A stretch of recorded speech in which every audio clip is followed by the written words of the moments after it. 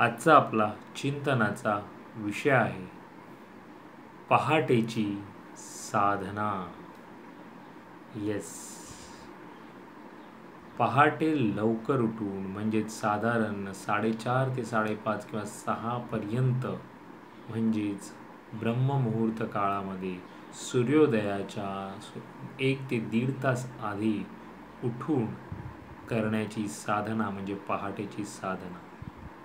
आपल्याला याच्यावर चिंतन करायचं आहे की आपण सकाळी लवकर उठून हे काही करतो का.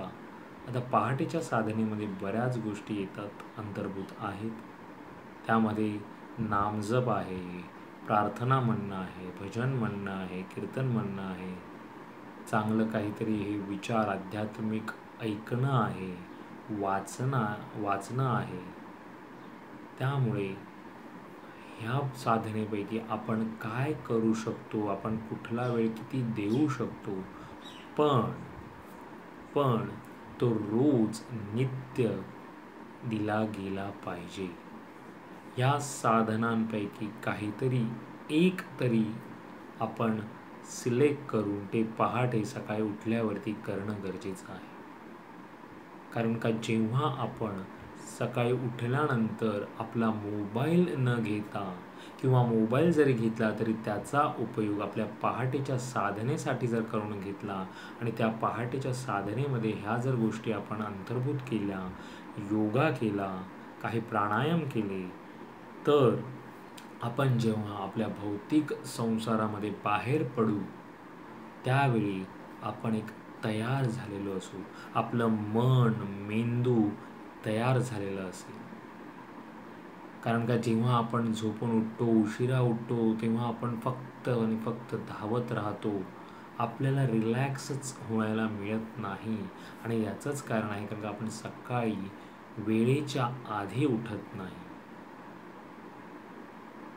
त्यामुळे याच्यावर चिंतन करा. जर तुम्ही उठत नसाल तर कसं तुम्हाला वेळेच्या थोडा अर्धा 1 तास आधी उठता येईल आणि त्या वेळेमध्ये हे असं थोडंफार काही पहाटेची साधना करता येईल का, नामजप आहे ते करता येईल का, थोडं काही भजन म्हणता येईल का, किंवा तुम्हाला भजन ऐकता येईल का, जेणेकरून सकारात्मक आपल्या ह्या मेंदूला ते खाद्य मिळेल, मनाला ते खाद्य मिळेल आणि त्यानंतर एक भौतिक संसारातला दिवस सुरू होण्यापूर्वी तुमचं मन, मेंदू सशक्त होईल, सकारात्मक विचारांनी सुदृढ होईल आणि त्यामुळे तुम्ही पुढच्या दिवसाला चांगल्या रीतीने सामोरं जायला तयार व्हाल.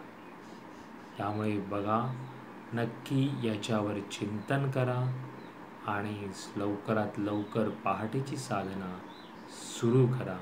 पुन्हा भेटू उद्या एका नवीन विषयासोबत. तोपर्यंत नमस्कार.